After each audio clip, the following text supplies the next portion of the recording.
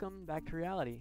Today we have something really cool. As you can see here, it is a waterfall in vanilla Minecraft.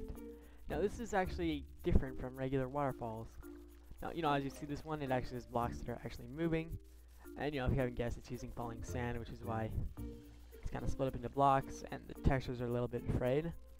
But other than that, it looks really cool, and it has the little dust particles at the bottom for when the water splashes.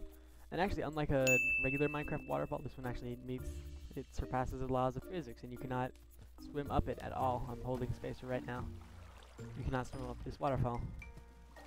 So, I'll go ahead and fly to the top here, just so you can kind of see around. You see, it is a little bit derpy how it works, but it's still really cool. So let me go back here and show you guys the redstone. Now I'm doing this with only 2 different kinds of commands.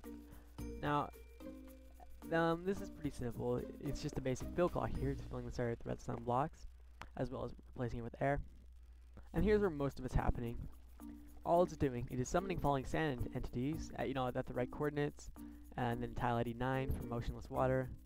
And you have to make sure you get the time 1 in there, so they will fall, and then it's just using motion to send it. And it's not dropping any items. I did want to hurt the entities, and I was trying to make it so they would hurt like anvils. So if they stood next to the waterfall, it would get hurt, but it was not seeming to work, and I'm assuming that's just because the water cannot land on any other blocks. And as you see right there, like when it lands, it does create the water block, so it's a little bit weird. You have to kind of angle it right to get exactly what you want. So I think like what it's doing over here, it's sort of bouncing off a block. And yeah, I just kind of changed how they work. So like this one, it's pushed out like a tiny bit more than this one and stuff.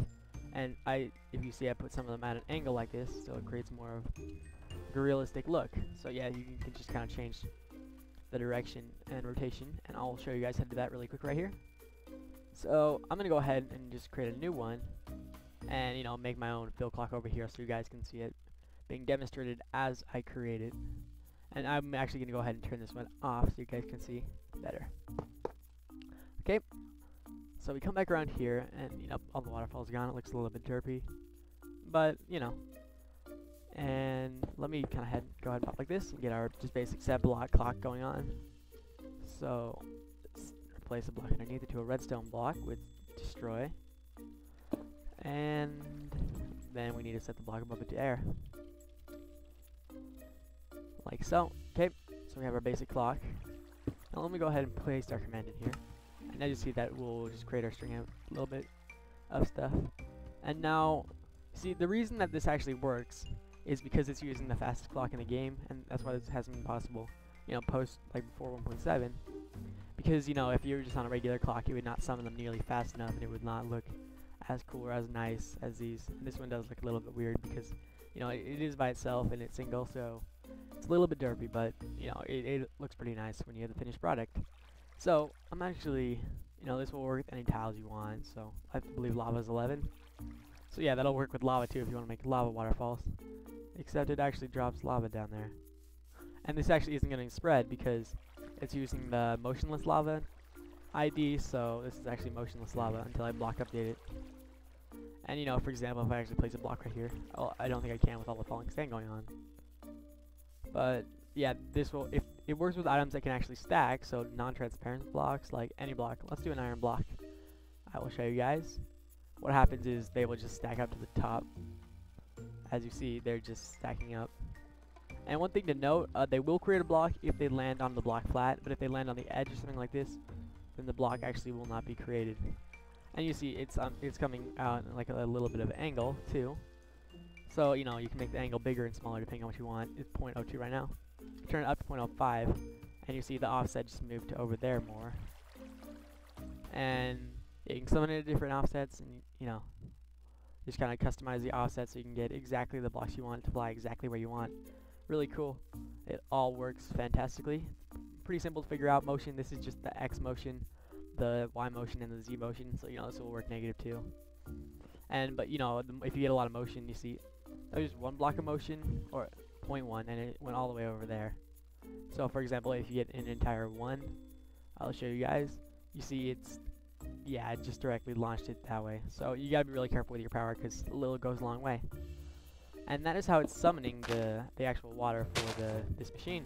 I'm gonna go ahead and break these because I want it to look nicer. And if you guys want to check out this world for yourselves, maybe play around with it a little, I will leave a world download for you guys, and as well as the schematic if you just want to pop it in somewhere.